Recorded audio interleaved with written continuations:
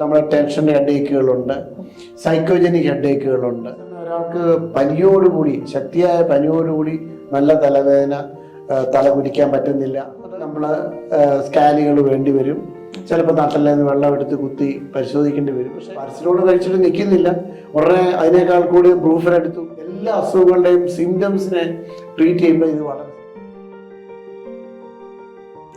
നമസ്കാരം, ഡോക്ടർ സൗജന്യാണ് നമ്മളിപ്പോൾ മീറ്റ് ചെയ്യാൻ പോകുന്നത്. He's A senior consultant physician at Caritas hospital, Kottayam.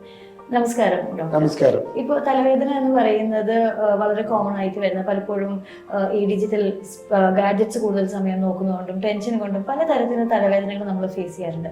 ഏതൊരു ഘട്ടത്തിലാണ് ഇത് സാധാരണമാണ്, എനിക്ക് സ്ഥിരമായിട്ട് വരും, പൊക്കോളും എന്നൊരു ആറ്റിറ്റ്യൂഡ് എന്നൊക്കെ മാറി ഒരു മെഡിക്കൽ എയ്ഡ് എടുക്കണം എന്നൊരു സിറ്റുവേഷൻ നമ്മൾ പറയുന്നത്? ഈ സാഹചര്യത്തിൽ നമ്മൾ ആദ്യമായിട്ട് ചിന്തിക്കേണ്ട എന്തെല്ലാം കാരണങ്ങൾ കൊണ്ട് തലവേദന വരാം. ഭൂരിപക്ഷം തലവേദനകളും പ്രത്യേകിച്ച് സിവിയർ ആയിട്ടുള്ള കാരണങ്ങളായിരിക്കില്ല. നമ്മൾ കൊടിക്കുന്നൊക്കെ നാട്ടിൽ പറയുന്ന ഞരമ്പിൻ്റെ തലവേദന, അതാണ് ഏറ്റവും കോമൺ ആയിട്ടുള്ളത്. പിന്നെ നമ്മൾ ടെൻഷൻ ഹെഡേക്കുകളുണ്ട്, സൈക്കോജനിക് ഹെഡേക്കുകളുണ്ട്. ഇങ്ങനത്തെ ഹെഡേക്കുകളൊക്കെ വളരെ മൈൽഡായിട്ടുള്ള കാര്യമാണ്. അപ്പം പിന്നെയുള്ളത് വളരെ സിവിയർ ആയിട്ടുള്ള കാര്യങ്ങളുണ്ട്. എല്ലായ്പ്പോഴും തലവേദന എന്ന് പറയുമ്പോൾ എല്ലാവരുടെയും മനസ്സിൽ ബ്രെയിൻ ട്യൂമർ ആയിരിക്കും വരുന്നത്. പക്ഷെ അത് വളരെ റെയറാണ്, ഒരു റെയർ കാര്യമാണ്. അപ്പം പിന്നെ അതുപോലെ ഇൻഫെക്ഷൻസ് ഉണ്ട്, മെനിഞ്ചൈറ്റിസ്, എൻകെഫലൈറ്റിസ് പോലെ തലച്ചോറിനെ ബാധിക്കുന്ന കാര്യങ്ങൾ കൊണ്ട് വരാം. മുമ്പ് ഞാൻ പറഞ്ഞ കാരണങ്ങളെല്ലാം വരാം. അപ്പം തലവേദനയുടെ കാഠിന്യം, ചില ലക്ഷണങ്ങൾ വളരെ പ്രശ്നമായിട്ട് എടുക്കണം. പ്രത്യേകിച്ച് തലയുടെ പുറകിൽ വരുന്ന ശക്തിയായ തലവേദനകൾ, പെട്ടെന്നുണ്ടായ തലവേദനകൾ, പനിയോടുകൂടി വരുന്ന തലവേദനകൾ വളരെ പ്രാധാന്യമുള്ളതാണ്. ഒരാൾക്ക് കഴിഞ്ഞ ഒരു 6 മാസം, 1 കൊല്ലമായിട്ട് ഒരേ തലവേദന ഇങ്ങനെ ഇടയ്ക്കിടയ്ക്ക് വരും.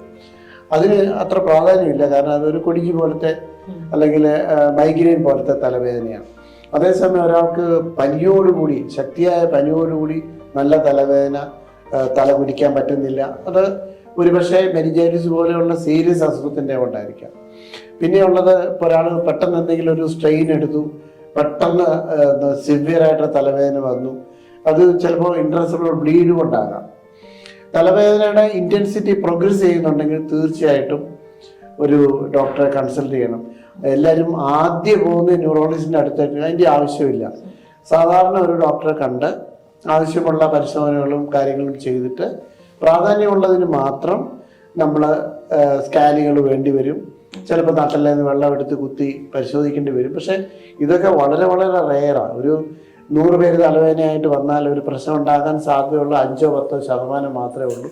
ബാക്കിയൊക്കെ നിസ്സാരമായ മരുന്നുകൊണ്ട് നമുക്ക് ചികിത്സിച്ച് കളയാവുന്നതേ ഉള്ളൂ. ലക്ഷണപ്പെശക് ഉണ്ടെങ്കിൽ ഡോക്ടറെ കാണേണ്ടത് വളരെ അത്യാവശ്യമാണ്. ഞാൻ മുമ്പേ പറഞ്ഞതുപോലെ പനിയോടുകൂടി വരുന്ന തലവേദന വെറുതെ ആയിരിക്കില്ല.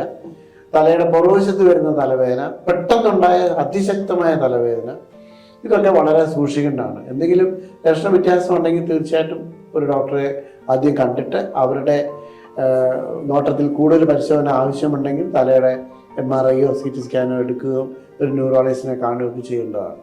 സോ എന്തുമാത്രമാണ് ഇപ്പം ഈ പറഞ്ഞ മാതിരി സാധാരണ വരുന്ന തലവേദനയാണ്, അല്ലെങ്കിൽ സ്ഥിരമായിട്ട് ഇങ്ങനെ വരുന്ന ഒരു വ്യക്തിക്ക് പെയിൻ കില്ലർ യൂസ് ചെയ്യുക എന്നുള്ള, അല്ലെങ്കിൽ ഒരു വേദനയുടെ ശമനത്തിനായി സ്വന്തമായി മരുന്ന് കഴിക്കുന്ന ഒരു പ്രവണതയെ പറ്റിയിട്ട് എന്താണ് ഡോക്ടർ? എല്ലാ അസുഖങ്ങൾക്കും സിംറ്റം ഉണ്ട്.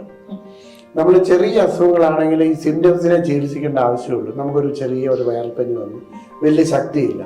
നമ്മുടെ പ്രധാന സിംറ്റം എന്ന് പറയുന്നത് നമ്മുടെ ചെറിയ ശരീരവേദന, ചെറിയ തലവേദന, അതൊക്കെയാണ്. അപ്പോൾ അതിന് നമ്മളൊരു പാരസെറ്റമോൾ ഗുളിക കഴിക്കുന്നതിന് നമ്മൾ സിംറ്റമാറ്റിക് ട്രീറ്റ്മെൻ്റ് ആയിട്ട് നമുക്ക് എടുക്കാം. അതിന് അപകടമില്ല.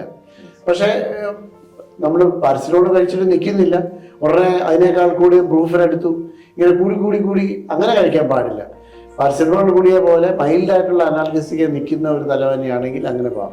എല്ലാ അസുഖങ്ങളുടെയും സിംറ്റംസിനെ ട്രീറ്റ് ചെയ്യുമ്പോൾ ഇത് വളരെ ശ്രദ്ധിക്കണം. അധികം ബലം പിടിച്ച് ശക്തിയായ മരുന്നുകൾ കൊണ്ട് ഒരിക്കലും സിംറ്റംസിനെ മൂടി വെക്കാൻ ശ്രമിക്കരുത്. നമ്മൾ ചെറിയ മരുന്നുകൾ കഴിച്ചിട്ട് അത് നിൽക്കുന്നില്ലെങ്കിൽ തീർച്ചയായിട്ടും ഒരു മെഡിക്കൽ ഒപ്പീനിയൻ തേടേണ്ടതാണ്. Thank you so much, doctor, for sparing a very valuable time. Thank you.